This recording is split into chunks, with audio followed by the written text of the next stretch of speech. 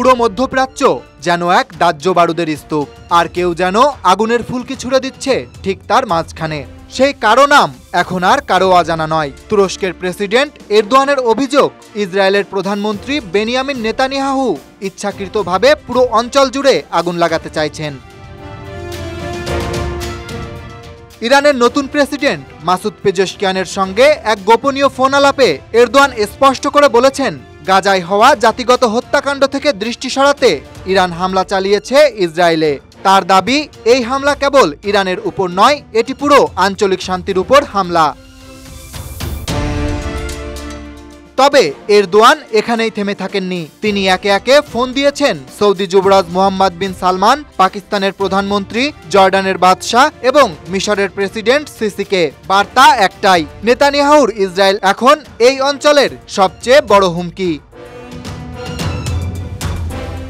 Saudi যুবরাজকে তিনি সতর্ক করে বলেন, নেতানিয়াহু এই অঞ্চলকে অস্থিরতার গভীর খাদে ঠেলে দিচ্ছেন।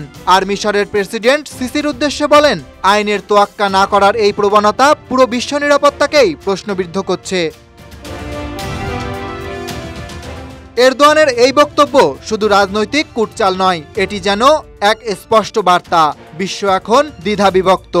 এদিকে আঞ্চলিক আধিপত্য বিস্তারে মরিয়া ইসরায়েল, অন্যদিকে তাদের রুখতে উদ্যোগী মুসলিম বিশ্বের শক্তিধর রাষ্ট্রপ্রধানরা। কিন্তু প্রশ্ন হলো, এটা কি কেবল কথা বলার সময়, নাকি সময় এসেছে ঐক্যবদ্ধ প্রতিরোধের?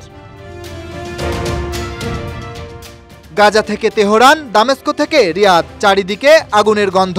নেতানিয়াহু কি সত্যিই এই আগুন লাগাতে চাইছেন, নাকি তিনি কোনো বৃহত্তর ষড়যন্ত্রের মোহনায় এক খেলোয়াড়? আর এরদোয়ান, তিনি কি শুধু হুঁশিয়ারি দিচ্ছেন, নাকি ভবিষ্যতের জোট রাজনীতির মূল কাণ্ডারি হয়ে উঠছেন? এই দ্বন্দ্বের শেষ কোথায়, আর সেই শেষটা কাদের হাতেই বা লেখা হবে, সেটি সময় বলবে। কিন্তু ততক্ষণ পর্যন্ত আগুনের এই খেলা চলতেই থাকবে। Dhaka express desk report.